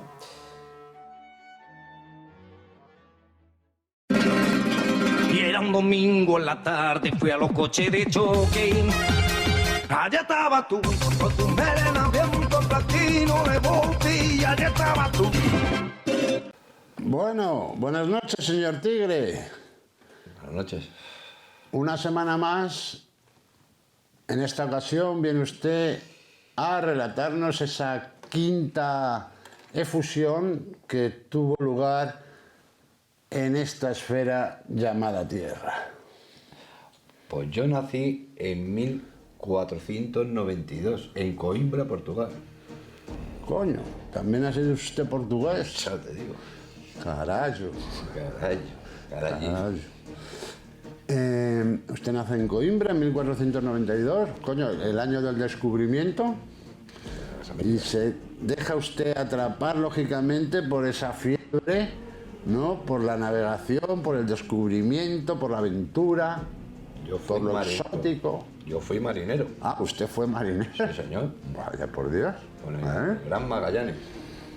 Con 12 años me alisté a las experiencias. Que usted formó parte de las tripulaciones de Magallanes, Sí, señor Tigre. Sí, señor. ¿Sí?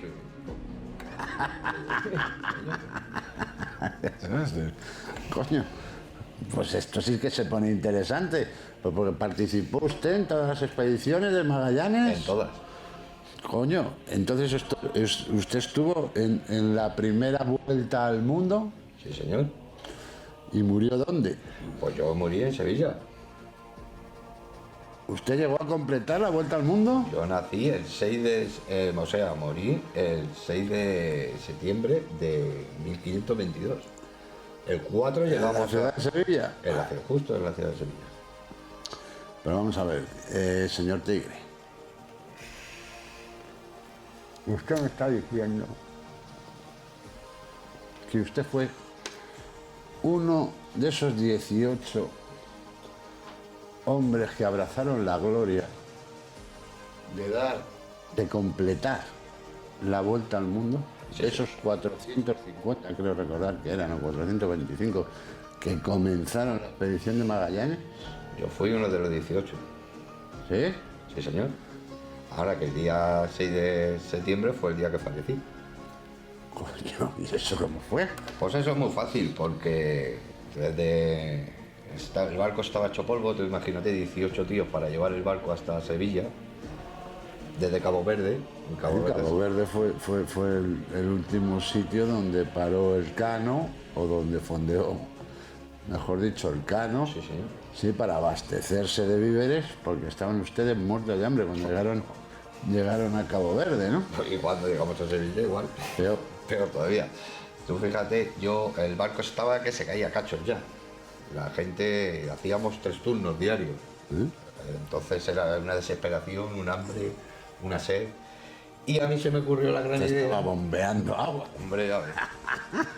Pero a mí se me ocurrió la gran idea, porque yo veía que nosotros íbamos cargados con especies. Claro. Y yo veía que las especies no llegaban a España, porque el barco no creía que se iba a hundir. Entonces se me ocurrió la gran idea de hacer unas bolitas así, Sí. de pimienta, Sí. y recubrirlas con cera. ¿Ah, sí? Y esas bolitas me las tragué. Coño. Unas pequeñitas. Coño, fue usted un adelantado a su tiempo, hijo de Bueno, puta. me las tragué, hice unas más grandes que me peté por el culo. ¿También? Me llené hasta dentro. Me llené hasta dentro de pimienta. La O sea, pimienta usted valía fue- muy cara. Usted fue precursor. Usted fue precursor de esas mulas que viajan en los aviones. Yo fui la primera mula. Usted fue la primera mula. Correcto. Sí, claro, pues, entonces las especies eran muy caras. Hombre, más que la plata. La pimienta se pagaba, el gramo de pimienta se pagaba más caro que el gramo de plata. Correcto. Sí, es cierto. Correcto. Sí, señor.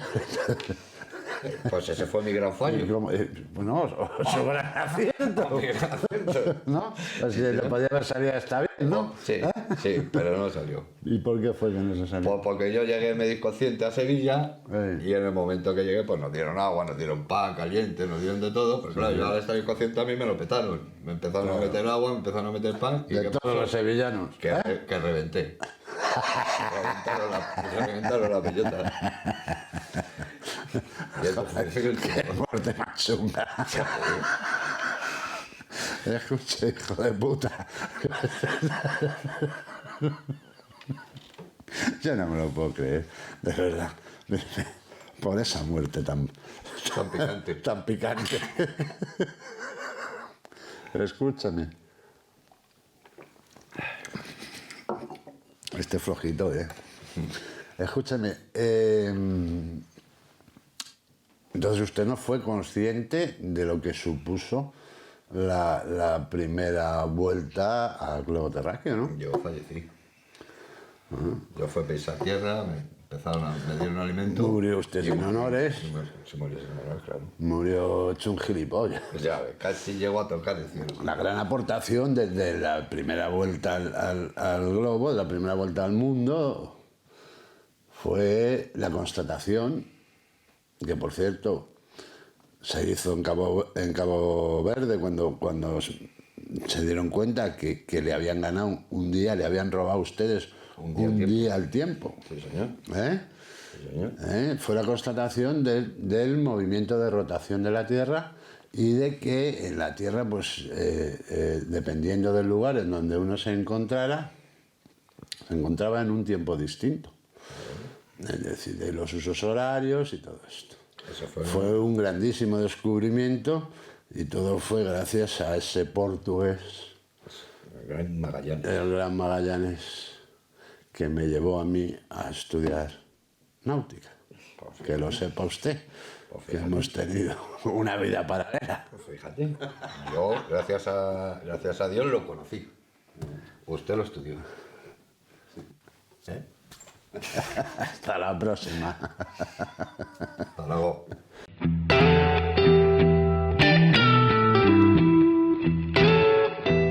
Hola Coto, buenas tardes. Buenas tardes, Walter. Te iba a llamar mañana, pero claro, con la lesión de Varane tengo aquí a tu amigo Arturo y a Carlos Media hundidos. Yo estoy contento con la lesión de Varane. ¿Ah, sí? Sí. Yo creo que hay dos jugadores que no deben jugar nunca en la Champions ya en el Madrid, que son Varane y Hazard. No jugando ninguno de los dos, la victoria está asegurada y les vamos a meter por lo menos 3. Esto lo estás haciendo por darle moral a las tropas, me imagino. No, que va. Esto es, vamos, me juego corderos contra pajaritos, contigo ahora mismo, lo que quieras. O sea, que vais a meter mano a Liverpool esta noche en Valdebebas. Pero vamos, le vamos a meter mano en Valdebebas y en Liverpool. Tranquilos, todo controlado. Arturito que deje ya de llorar y que siga protestando contra Vinicius, pues seguramente Vinicius hoy se salga una vez más. En la porra pongo 3-0 a favor del Madrid. Me da el 3. Mira, me acaban de dar las vueltas y me acaban de dar 3 euros y una monedilla pequeña de ese 3-1, eso es 3-1. Eso es 3-1. ¡Un abrazo, Coto! ¡Cuídate mucho! Un abrazo muy grande a todos. ¡Qué fenómeno! Y a la Madrid. Un abrazo, hasta luego. ¡Qué fenómeno! Cómo levanta la ilusión. Levantaba el brazo. Y se lo ha creído, lo ha habilitado y bien más. ¡Sí se puede! ¡Sí se puede! Atacando con Vinicius y defendido con Militao.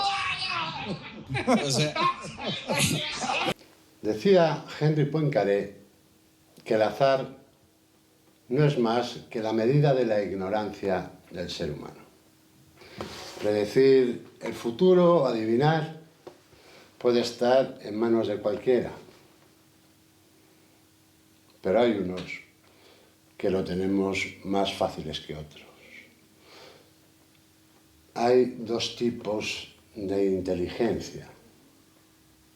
La inteligencia fluida, que es la capacidad para razonar en modo abstracto, que es la de la mayoría, y la inteligencia cristalizada, que obedece a un tipo de persona que tiene un cociente de inteligencia elevado, que tiene eso que se conoce como capacidad espacial, que por encima de todo tiene un pensamiento determinista y por encima de ese pensamiento determinista lo que tiene es mucha suerte.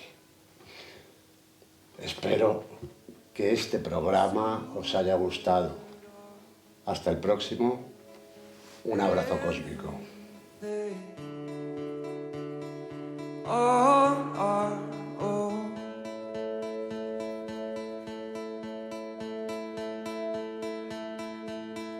We'd sown anything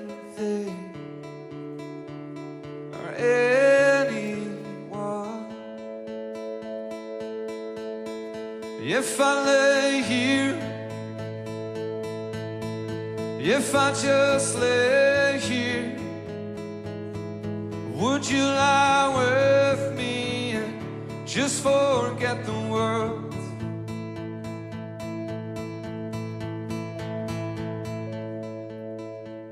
It's so quiet, oh, how to say how I feel.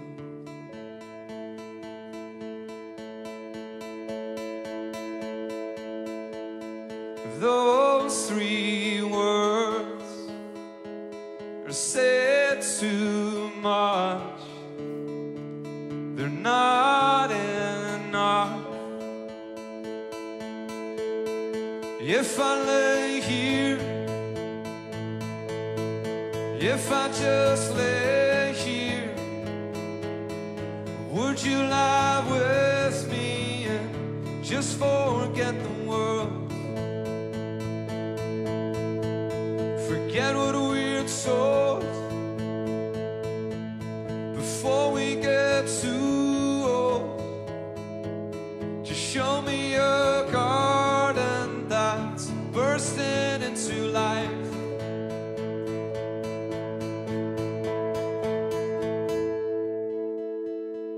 Let's waste time chasing cars around our heads.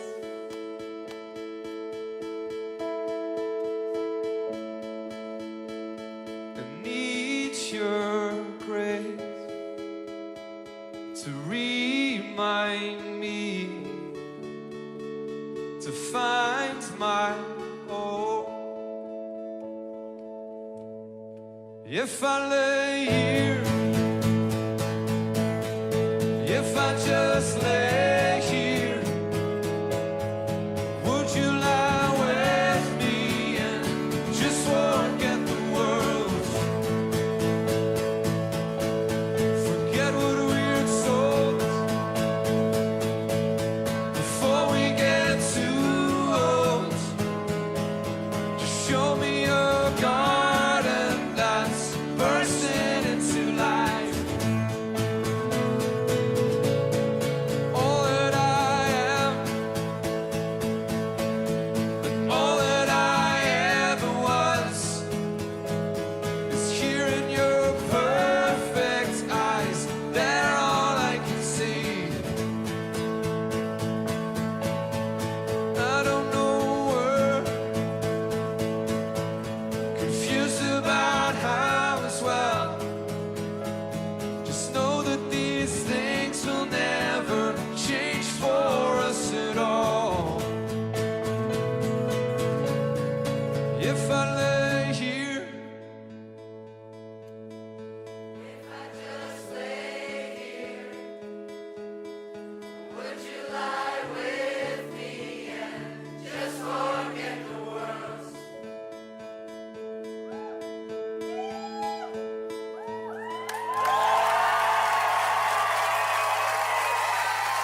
Thank you.